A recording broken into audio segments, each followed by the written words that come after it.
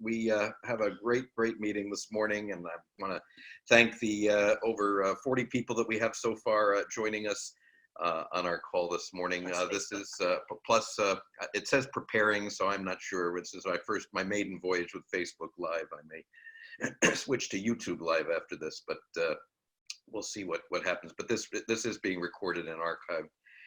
And it will be on our YouTube channel as well. So really quickly, just a note about the District 6400 Passport Club. We meet every Saturday morning at this time, 9 o'clock Eastern time.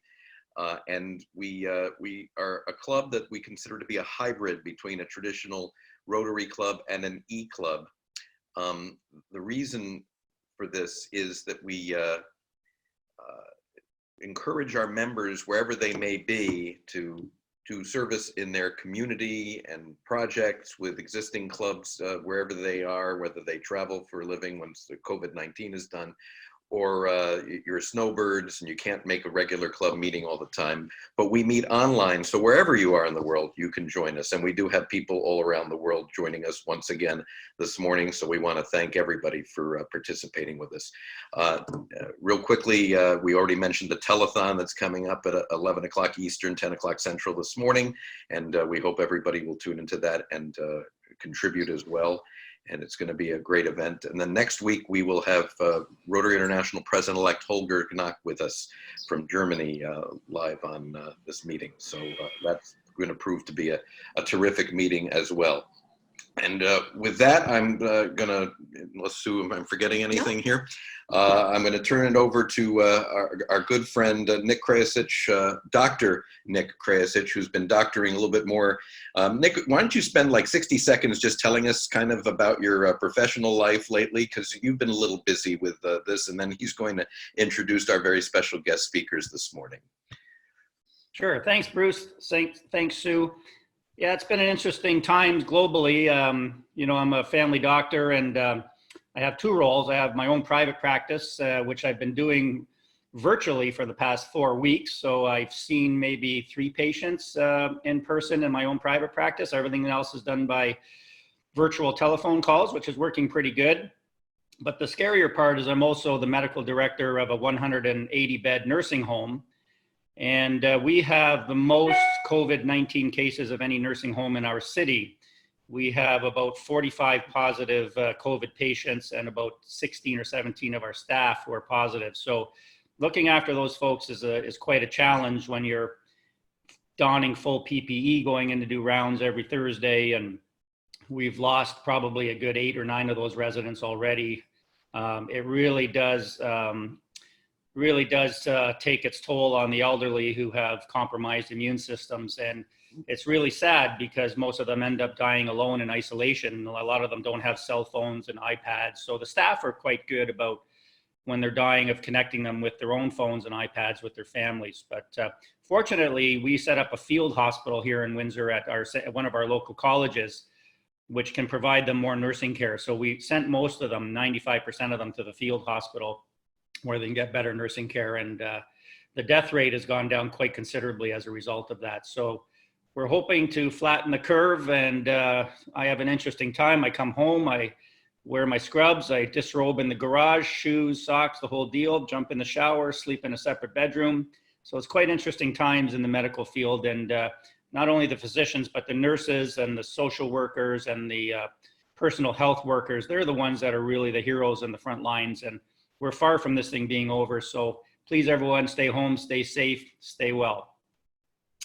So with that, shall I carry on, Bruce and Sue? And I'll introduce our guest speakers. And it's a real pleasure that Bruce asked me to introduce two of our guest speakers today. Not only do I know them in Rotary, but I consider them very close friends of Jennifer and myself. We've known them now for several years, and you couldn't ask for two better Rotarians. First, I'd like to introduce Jeremy Hurst, who you see with the hand wash background.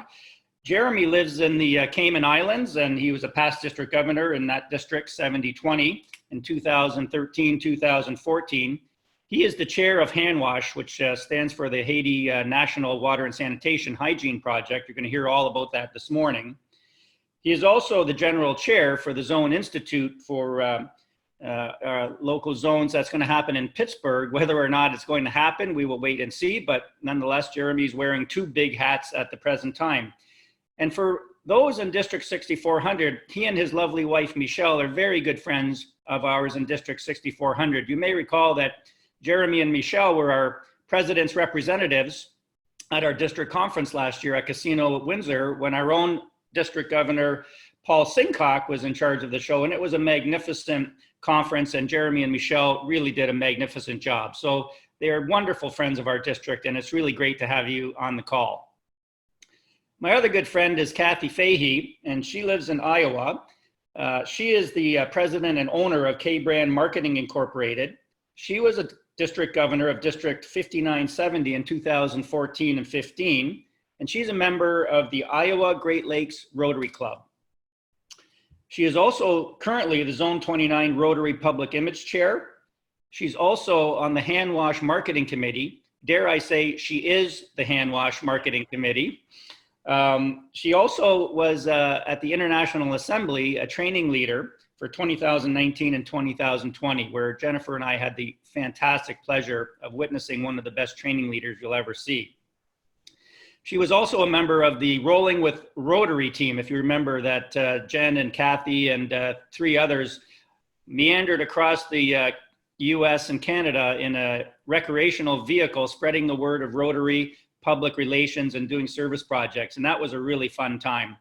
And so with that, we are very honored to have two fantastic Rotarians join us today. So welcome, and I'll let you guys take it over. Thank you very much for that introduction, Nick. I'm going to kind of kick this off, and if it's okay here, I'm going to share my screen. So hopefully we can get this to work. Put it in presentation mode here, and are you able to see that? And it's moving forward. You see a barn and some corn right now? Okay, fantastic. I'm going to start out with a little bit of a story. And for those of you who know me, Nick did say that I do have a marketing company, but I've also recently started helping with the family farm. My dad passed away last year, and so my brother and I have taken over the operations of our family farm in Iowa. So we just finished planting corn, and so therefore I want to tell you a little story about a farmer who grew award-winning corn. Each year he entered his corn in the state fair, and he won a blue ribbon. So one year the newspaper reporter interviewed him and learned something very interesting about the way he grew his corn. The reporter discovered that the farmer shared his seed corn with his neighbors. So the reporter asked the farmer, how can you afford to share your best seed corn with your neighbors when they're entering the same competition you are each year? Well, sir, said the farmer, don't you know that the wind picks up the pollen from the ripening corn and swirls it from field to field? If my neighbors grow inferior corn, cross-pollination will steadily degrade the quality of my corn. If I'm to grow good corn, I must help my neighbors grow good corn. So my dear Rotarians, the same is with our lives. Those who choose to live well must help others live well. For the value of life is measured by the lives we touch, near and far. So a country that is both geographically, some more for some of us than others, and I know that are near and dear to our hearts, is Haiti. So let me introduce you to HANWASH, the Haiti National Clean Water, Sanitation, and Hygiene Strategy. This is a multi-decade program at an estimated cost of $2.3 billion, with the audacious goal of providing clean, potable water and satisfactory sanitation to the entire nation of Haiti. So I regret having to start my presentation with some statistics that I'm going to quote to you today. And these statistics have probably been the same for the last 10, 20, maybe even 50 years. But for all of us to understand the situation of the citizens of Haiti, what they're faced with, I think I do need to share these with you. Only 30% of the people of Haiti have potable water within a 30-minute walk of their residence. In the rural villages, where most Haitians reside, only 24% have access to a toilet. 2 million people practice open-air defecation. And as a result, waterborne illnesses such as typhoid, cholera, and dehydration through chronic diarrhea account for 50% of deaths in Haiti. Half of Haiti's water and sanitation infrastructure is simply not functioning. The country is and has been an out-of-control recipient of aid funding, most of which sadly only focuses on creating relief by temporary fixes to the problems that exist, rather than building systems that are necessary for the country to function. The end result of this charity mentality is this. A survey of approximately 3,500 water fountains or kiosks in 2004 showed that only about half of them actually work. Additionally, 40% of the wells are non-functioning or contaminated. Charity in Haiti has just flat out failed.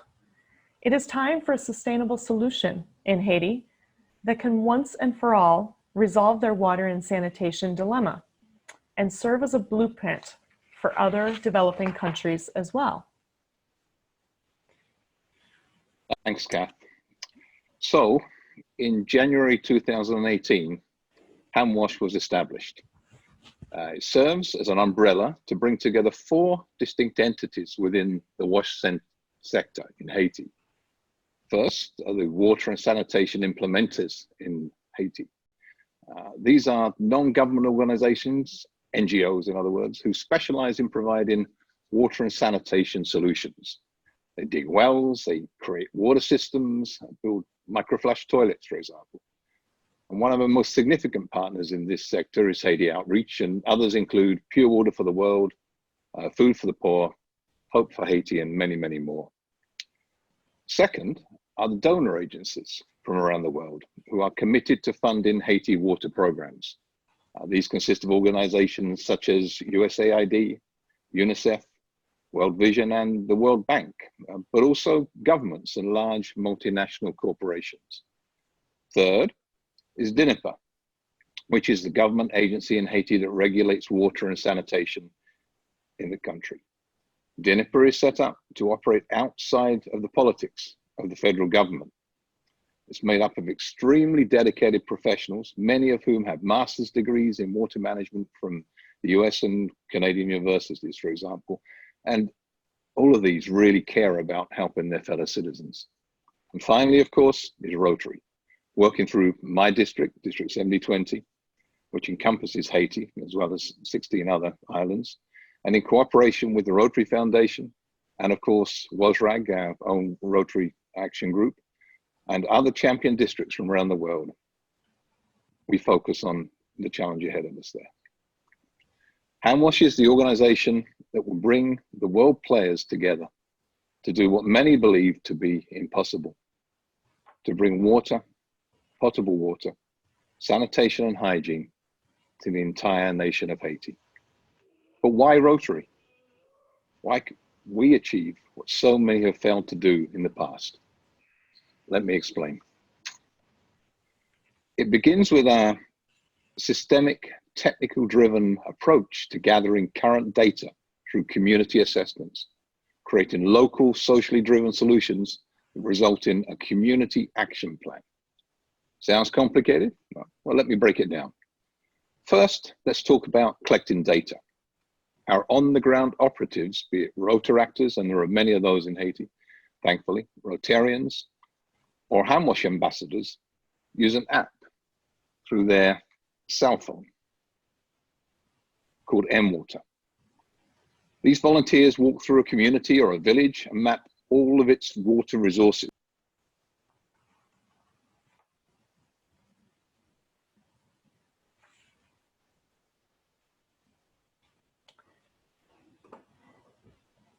Jeremy somehow got muted. Ah, okay. Can you hear me now? Yes. Okay, sorry about that. Okay. You were just talking about mWater and then you went off. Thank you. Sorry about that. So yes, basically the app on the phone is mWater, and the volunteers walk through a community or village and map all its water resources. They approach a water pump or a kiosk and press a button on their cell phone, and through satellite imagery, record its exact coordinates. Then they try the pump and code it as functional or broken. Lastly, they take out a test kit and can instantly determine if the water is safe or E. coli poisoned. Now we know the status of all water sources in a particular given community. We then use Google Maps to show the location of each dwelling in that community and lay this map over the water source data. So knowing that each dwelling holds on average 5.5 people, and that access to water is defined as being under 500 meters from the source, we now have accurate data on the level of access to clean water in each community in Haiti. My fellow Rotarians, we've done this for 40% of the country. No one has ever tried to do this on this wide scale before as a community assessment. We're establishing a baseline by which we can establish the water requirements for the whole of Haiti. Next is creating socially driven solutions. There are 144 communes in Haiti. A commune is much like a county in the US. We meet with the commune leaders, and in this photograph, taken in January this year, where a team from HANWASH visited Haiti, you'll see the profile of someone you recognize well, who's with us today, looking very sharp, of course. Of course, John Smarge from the Rotary Club of Naples. And by the way, I should congratulate Naples as a club for being one of our first HANWASH ambassadors, which is an essential role if we're going to make this happen. John was there with us as a team, but including there in the photograph, Fritz Pierre-Louise from the Rotary Club of Lyon, and members of the HANWASH steering committee, as I said, meeting with the mayor of Cavaillon. Cavaillon is the site of our first pilot project in the project commune. We talk with these leaders, show them our collected data, and ask them, how can we help you provide clean water to your citizens? We are not driving this. To be successful, we understand that it has to be the local community that moves this initiative forward. We will provide the engineering study, provide the initial funding, and build the infrastructure and framework, but they take it from there. In each commune, we assign a HANWASH ambassador, either a member of one of our local 22 Rotary clubs in Haiti, or part of a trusted local NGO. They are there in the community, guiding the process. Collectively, they build the community action plan. And finally, we assure that the process embodies the core values of HANWASH. This includes sustainability, transparency, and accountability. And most importantly, a thoughtfully managed pay for service system. That's correct. We are not providing free water. We're requiring that the citizens pay for what they receive. Ladies and gentlemen, this is monumental, and surprising as it may sound, has never happened before in Haiti. We recognize for our program to be sustainable, we need both social and financial buy-in by the community and its residents, even if it is a few goods, which turns into a couple of cents in our monetary terms. We establish a professional operator. In Cavaillon, it's the local bank, who collects the fees, passes a small percentage to DINIPA so they can effectively conduct their regulatory responsibilities, and holds the rest for future water system upgrades and repairs. Sounds difficult? Well, in fact, that's the easy part. The hard part comes with changing the culture. Changing the culture of the people to embrace the idea of pay for service and away from charity. Changing the culture of DINIPA and the local government, that it's their responsibility to serve and care for their citizens, not rely upon outside NGOs. And the hardest group to change are the NGOs themselves, who in many cases proliferate the Haiti landscape, offering what is referred to as toxic.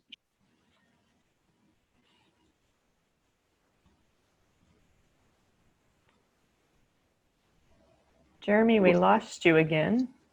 It's There you very are. strange. There you are. You're back. Well, you were. Sorry, guys. We must have a fading satellite in the Cayman Islands. I apologize. Before the 2010 earthquake, there were 4,000 NGOs in Haiti. After the earthquake, 22,000, each trying to carve out a little piece of Haiti. Unfortunately, very few of them were taken on a mindset of what is best for the country as a whole. I love this photo in some ways, and in other ways, it makes me feel despair. It was taken during our last visit to Haiti in January this year. It's next to a school in Lekai, where the Rotary Club of Lekai, one of our strongest clubs in that district, in fact, did a tremendous project to provide school desks and benches for the students. The pump was installed less than 3 years ago by some well-wishing NGO, and now the pump doesn't work. On the pad sits a lawnmower, and that doesn't work either. But of even greater significance, if you look in the distance of that two-tone blue building, that structure is a water kiosk that's connected to the city water system. And that doesn't work either. Rather than spend the funds on fixing the existing system or trying to work with the government to make it work, this NGO or church or maybe even a well-meaning Rotary Club simply spent another $20,000 to drill another well and install another new pump, which broke. This happens each week in every village in Haiti. We need to bring these organizations together. We need to think about sustainability, about a national initiative, and we need to move past the idea of simply offering relief and embrace the concept of providing long-term sustainable development. Haiti, my friends, needs HANWASH. And HANWASH needs you. So how can you help? We have 4 different ways that we've outlined that are key right now in how you can help us. First, we are currently writing our second Rotary Foundation Global Grant for our pilot project in Cavillon. The grant is for $348,000 and is in need of additional funds. We would love it if you could help support this grant.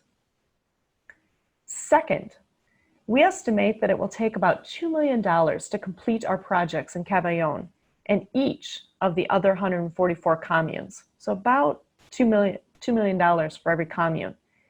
About 10 to 20% of that will be accomplished through Rotary Foundation grants. The remaining will be funded through partnering with other large donor agencies. In most cases, they require that we match the funds. So as a result, we are now collecting our side of that match through contributions to our HANWASH Donor Advised Fund. We can provide you details to anyone who wishes to support us there, or it is under the pledge section of our website. Third, our club or your club may wish to sponsor the drilling of a well and installation of a pump. The cost of that is generally right around $20,000 and includes funds for its sustainability. And although we want your money, there is something even more valuable, especially right now, and that's your advocacy. Within your sphere of influence, you know people who can help HANWASH. It might be a church group or a local NGO who is currently operating in Haiti. Introduce them to us and to HANWASH. We don't want to compete with them. We want to assist them. We can utilize their skills and add our core values and resources to serve Haiti better.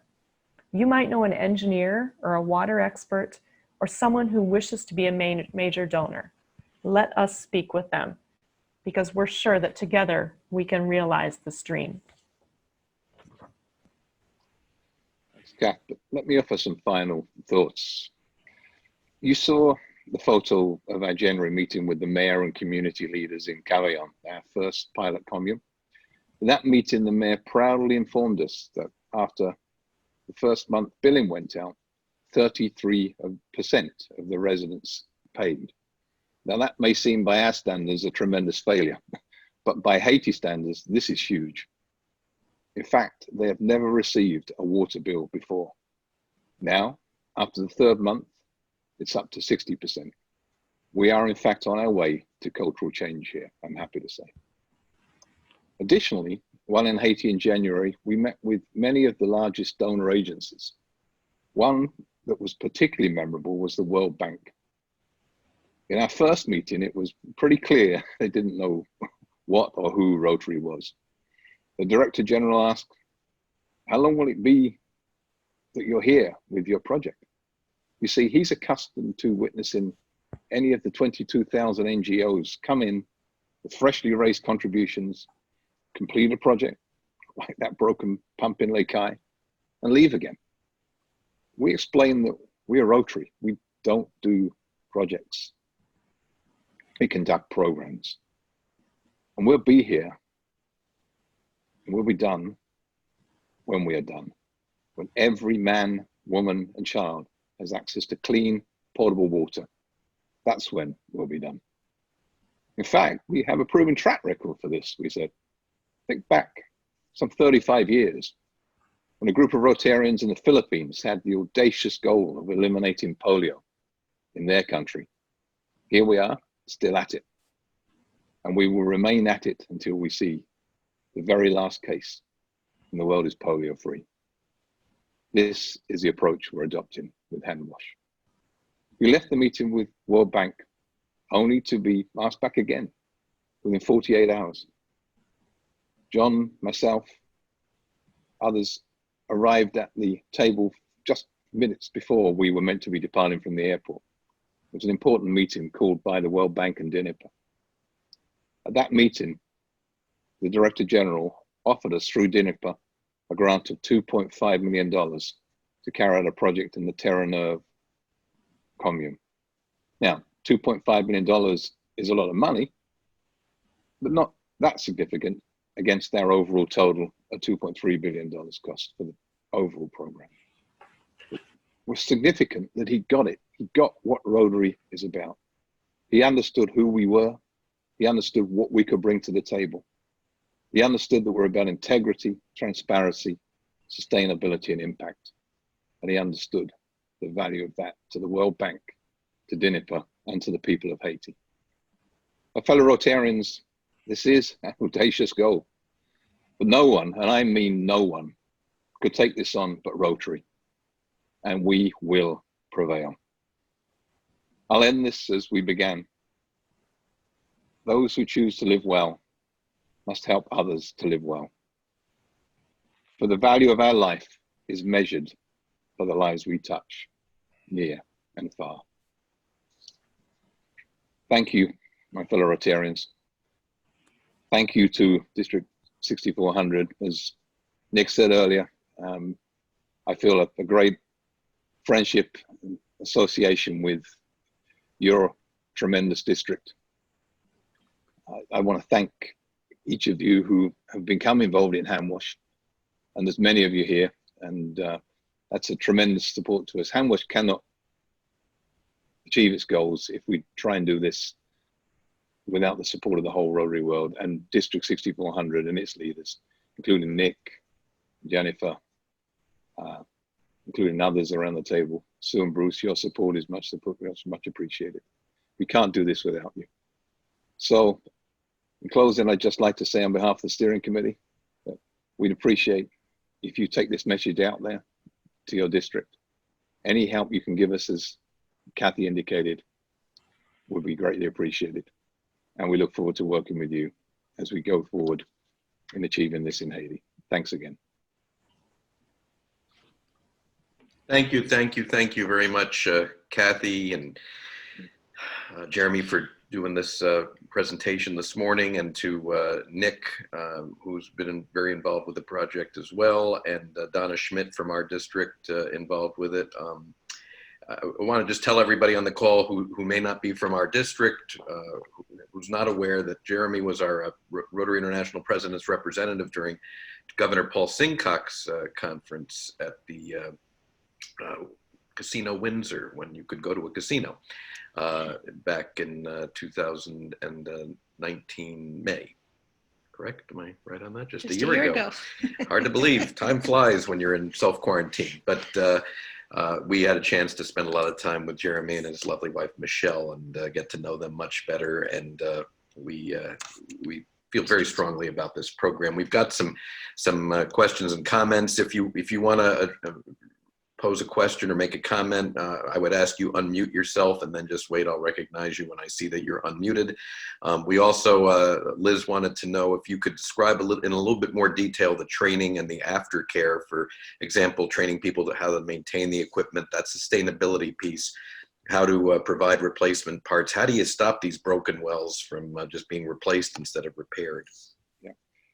Yeah, it really comes down to this whole concept of pay per service, which seems so obvious to us and is so alien to what's been going on as we explained in Haiti.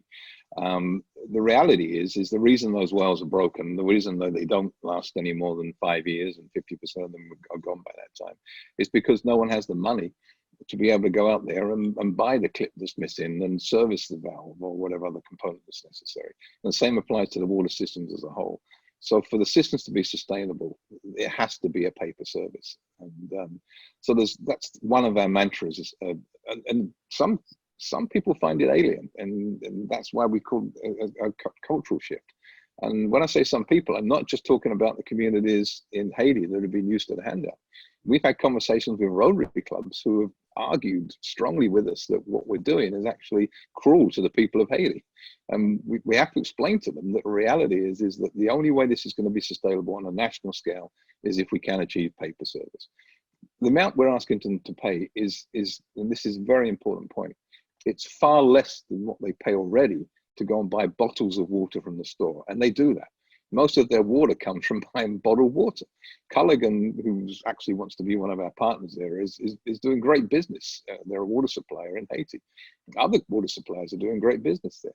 But what we need to happen is we need the people to be able to go to the wells, to go to the water points, and to consistently be able to get water from them without fear of not being able to have access at some point. And we need to be able, for those water systems in the towns, to people to be able to turn on their faucets and get reliable service coming out of it. Once they do that, then the pay per service system is going to work. And we started to see the green shoots of that in Cabayon. The second part of an answer to Liz's question is the management system we're putting in place. And that management system is not us top down imposing that on Haiti. This is very much through the structures that are in the community, whether it be the mayor's office, the local CUSACs, which are the COPLI, the regional leaders within the areas of the various areas of the townships, whether it be ORIPA, which is the regional element of DINAPA in the areas. Those are the people that are building those management systems. Rotary and HANWASH are there. Rotary's and HANWASH ambassadors are on the ground. We're using our relationships with the communities to make this happen, to enable the communities and build capacity. But it's very much going to be a system that's owned by the community, not by Rotary or not by some outside force.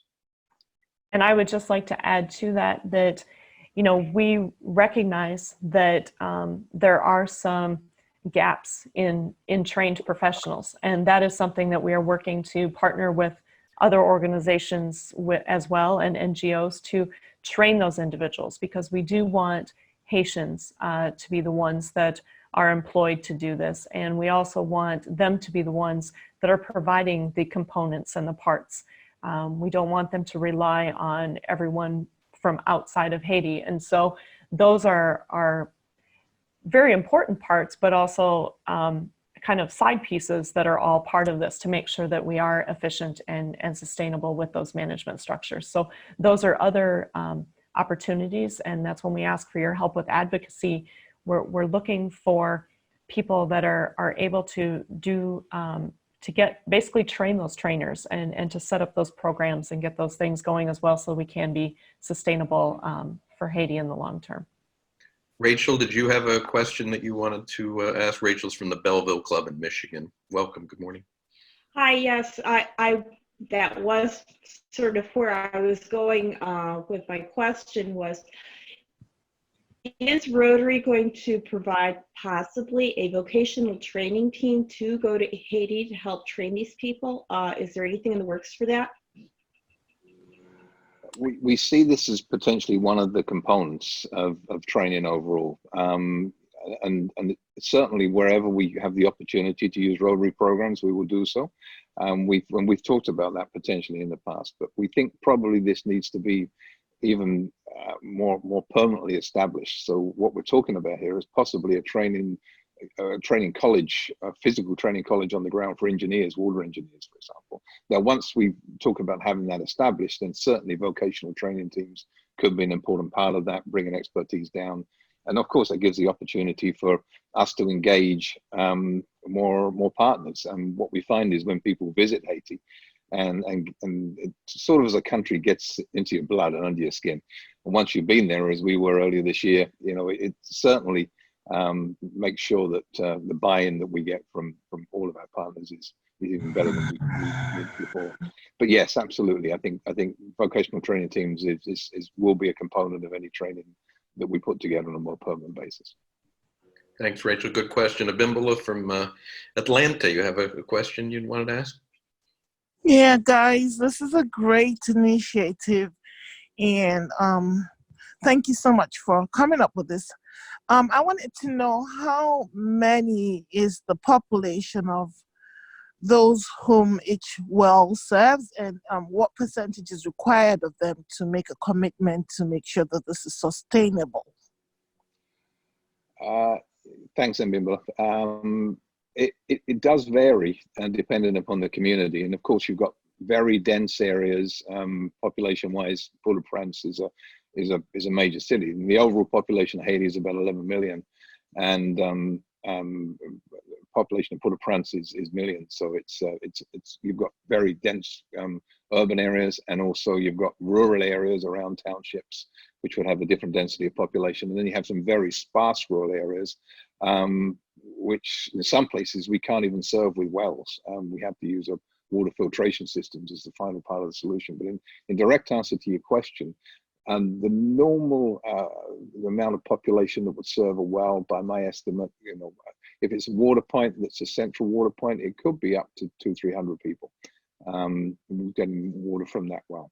In other locations, you know, you in a town area, the water system, you know, you might have, the lucky ones might have a water point on the corner of a street that serves maybe 10 to 20 to 30 people in a small community. But it tends to be those sort of numbers that are using from a well. If you saw the photographs there, and when we were there, we stood by some water points, and during a half-hour period, we probably saw 20, 30 people come up to that water point to get their water from there. And they tend to only open certain times a day. So you're not talking about 24-hour service right now. I mean, even in Cavion, where we've got the water system working, I think it's working 6 to 8 hours a day at best. So you're still not talking about constant access to water right the way through. Although that is our goal. Our goal is 24-hour access, the best we can achieve it. Is people have been making questions in the chat box and comments about how clean water is kind of the start of everything, that if you don't have clean water, you have disease, you have other issues. But Aderonke brought up a good point on there, that is the educational component. And if you address this, I'm sorry, it slipped by me, but you know, I remember when Sue and I went to Ghana 15 years ago almost, that you could build latrines and you could bring clean water, but getting people to actually use them and understand them, as opposed to defecating in the street or whatever, it was the challenge, that you just had to get that part of it for them to understand or realize the importance of the sanitation component. Is that something that you've built into this program? That's another key aspect of that whole management part. We saw that when we met with the leaders there, that one of the folks with DNEPA is a community, that's basically what they are, is a community liaison. And their whole purpose of their job, and that we're helping to train them, is to educate on the importance of not only you know, the paying for it and getting them their buy-in to pay for the water, but the reason why having clean water is important. The reason why, if they are using a filter system or something, the reason to use it properly, not to use the, the clean water bucket for the dirty water, and to have cross-contamination. So there is that education component that is being built in, and that's another aspect that, yes, we're working on training those folks so that as they do the management of this whole system, they can educate across the board as well. And that's something we're working on with our other NGO partners too. Some of our partners already have fantastic education systems in place, and so that's where we want to work together and make sure that we do educate with that as well. Washing schools is a particularly important part of that, because the kids then take these best practices home and actually teach their parents in many ways. So that's one of the focuses.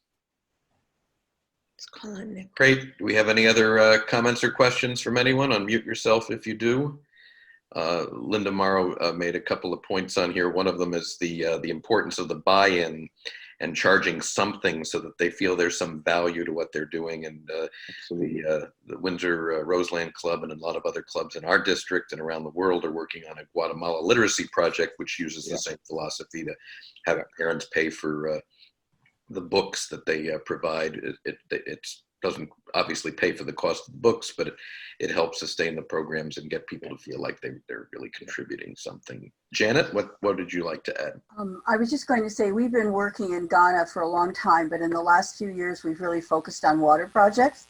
And one of the things that has happened there is that the local villages have started to create what they call water and sanitation committees, and in each of the villages, and these people are then responsible for seeing the maintenance and any cooperation between the people, and also managing a fee-for-service program. So it's relatively new, but because we've been doing so many wells and water systems, I think it's become a priority for them to make sure that it continues to function. It's got to be owned by the community, and that's where those community action plans are so important within HANWASH. And are a key component. But Janet, I absolutely agree. And whatever you term it, but that structure needs to be there to make this happen. Otherwise, it's not going to be sustainable. Just a cute follow-up. In most cases, the committees are all women. So we're thinking that at least the control and the message will continue to go forward. It's not run by anybody that has an official capacity. It's just local villagers that have been asked to join this committee. Yeah, you mean women in control? There's a new concept. I don't know what you're talking about. Women run. I can only say that because Michelle's in bed. So Just a small social comment. Maybe Rotary needs to think about that. Oh yes, I agree. Yeah. You thought there was a part 2 to her comment. Yeah, no, just a small subliminal. Nobody really heard that, but we need to step that up too. Point taken, Janet. Point taken. John Smarge, you obviously have had a substantial role in this. Anything that you'd like to add to the great presentation from Kathy and Jeremy this morning? Only to tell you that you are looking at 2 incredibly dedicated Rotarians. The amount of effort that Jeremy puts on, and Jeremy and Barry Rassin, past president, they're the fathers of this. They're the ones who began this more than a decade ago, thinking this through. And I don't know two more dedicated Rotarians than Jeremy and Kathy in this effort. John, of course, as usual, has been exceptionally humble, because I have to say, and I was waiting for the appropriate time to say that John's leadership on this and his ability to connect us with the wider world of Rotary and the network has been absolutely essential to the success so far of HANWASH. And I can only say that whatever he says about Kathy and I, let's treble it and pass it back to John. He's an amazing man. Completely agree. Thanks, John and Jeremy and Kathy. And the part of your story where you talked about going to the world organization that funds things and them kind of having the hit and run attitude of, so you're going to dump your money in here and leave. The beauty about Rotary is that we become passionate about the projects we work on, and we don't want to just come in, hand them the money and build the well and leave. We have a higher noble purpose, and that I think is important. Nick, you had made a comment in the chat box earlier about The comment, I think Bob Gallagher was the Rotarian you were referring to, but do you want to elaborate on that story that you told about when you built it, they got better? Sure. That Rotarian was actually Tom Thorfinson. Oh, that's right. And he had been involved in Haiti, and he had done a well project in a small village. And when they finished up the well and it was maintained, he asked one of the elderly grandmothers what it meant for the village to have a well that was maintained and clean water and potable water. And she simply said, when the well was built, the children stopped dying. And need anything else more be said? So there's the importance, I think, of the basics of human dignity as clean water. And I want to reemphasize the work that Jeremy and Kathy and John Samarge. I sit on this committee on the board of directors of HANWASH too, and Donna's on the committee. So if anyone's interested, they can certainly contact myself and Donna for advocacy or ways to get involved. But I want to let you know that twice a week, these people are getting together for 1.5 hours every Wednesday or Monday and Friday and go over strategic planning sessions. And this has been going on for close to 8 months to a year. So that's the dedication that these folks have for this organization and their time commitment. So kudos to everyone on the committee. Thank you, Nick. Thank you. Yeah. I just wanted to jump in on the sustainability piece that you are working so hard to address. That is so important, and it really has to come first, and you're doing a great job of that.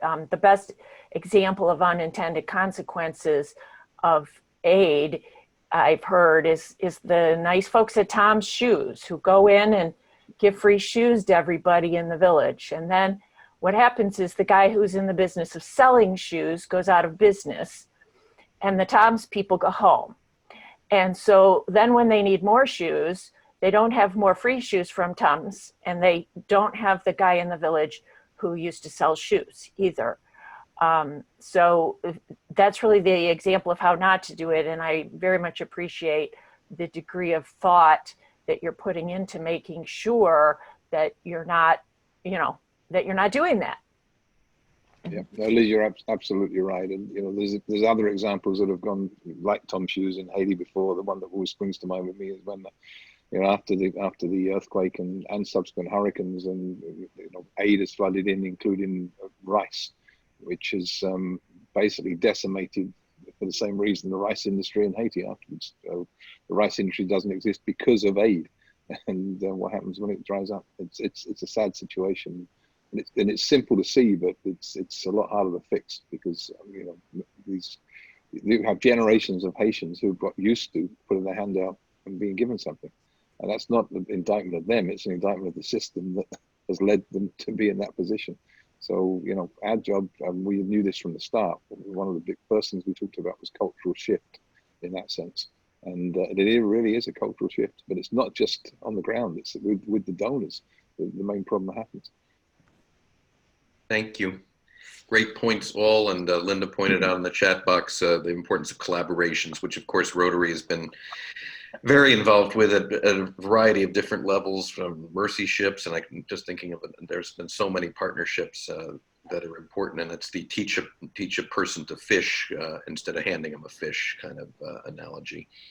So I want to thank both Kathy, Jeremy, and then John Samarge, Nick, all of you for your work on this. It's very, very important, and unfortunately during a pandemic, these projects tend to get kind of lost or minimized because we have other big things to worry about. So we want to make sure that people are still worrying about things that after the pandemic is resolved are still going to be huge issues for the people of Haiti. And thank you for your work on this.